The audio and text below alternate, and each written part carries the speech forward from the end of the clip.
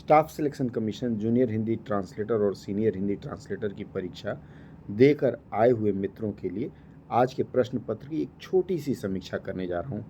छोटी सी इसलिए कि 2-3 दिन के अंदर ही, जैसा प्रचलन चल पड़ा है, आपका आंसर की आ जाएगा और आंसर की के आधार पर पूर्ण रूप से उसकी विवेचना की जाएगी।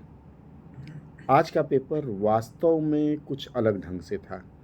अलग ढंग से इसलिए था कि अब तक जो लोग भी तैयारी कर रहे हैं, ज़्यादातर लोग कहीं न कहीं किसी न किसी टेस्ट सेट पर निर्भर थे और बहुत सारे ऐसे लोग हैं, मेरी कई लोगों से बात हुई, जो टेस्ट सेट बहुत अच्छा बनाते थे, लेकिन आज का जो हिंदी का प्रश्न पत्र था वह टेस्ट सेट से बिल्कुल भिन्न था। मतलब टेस्ट सेट में हमने जो कुछ भी लगाया उसका ठीक उल्टा आ गया।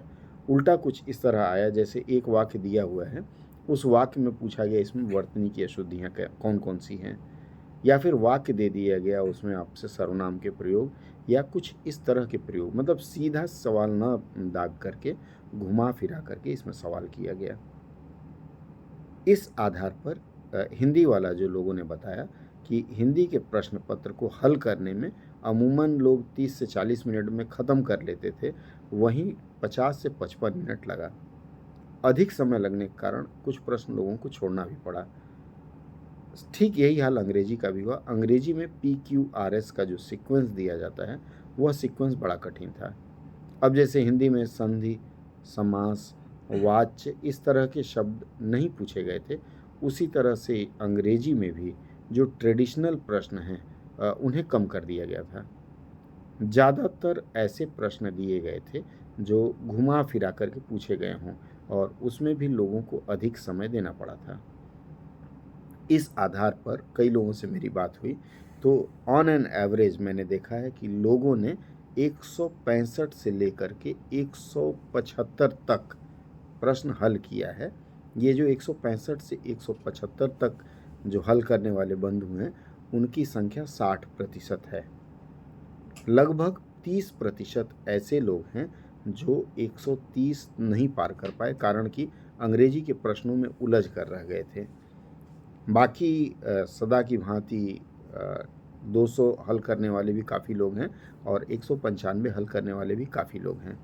लेकिन पूरे प्रश्न पत्र का यदि आकलन देखें, आप लोगों ने तो खुद परीक्षा दिया है, तो इस बार का प्रश्न पत्र अपेक्षाकृत कठिन था और कठिन होने के कारण हो सकता है कि कट ऑफ का स्कोर थोड़ा सा नीचे गिरे अन्य बार की तरह। हालांकि ऐसा कतई नहीं होगा कि 110 और 100 के आसपास स्कोर गिरे, लेकिन फिर भी आशा है कि पिछले वर्षों की भांति इस वर्ष न रहे, थोड़ा सा कम आए। बाकी प्रश्न पत्र 2 दिन बाद मेरे हाथ में फिर आएगा। जैसे ही आपका आंसर किया जाएगा तब फिर हम उसकी विवेचना करेंगे। लेकिन हाँ, जब तक एसएससी अपनी ओर से आपसे न कहे कि भाई अब आपको हम प्रवेश नहीं दे रहे हैं, तब तक आप लोग पेपर 2 की तैयारी में लगे रहें। जैसे कुछ लोगों से मेरी बात हुई, उन्होंने 130 ही बनाया है, लेकिन 130 उन्होंने सही से ही बनाया है। तो मैं उन्हें भी यही कहूँगा कि आशावादी रहिए, प्रयास नहीं छोड़ना है, जब तक कि आपको स्टाफ सिलेक्शन कमीशन खुद ही कह दे कि नहीं भाई अब आपके लिए जगह नहीं है। कि इसका लाभ क्या होगा कि अन्य जो रिक्तियाँ आ रही हैं दूसरे विभागों में, उसमें आपको अवसर मिलेगा। चलिए फिर आज देर से आने के लिए क्षमा प्रार्थी हूँ। अगली चर्चा फिर 2-3 दिन बाद पूर्ण विवरण के साथ पुनः करेंगे। बने रहिए हमारे साथ।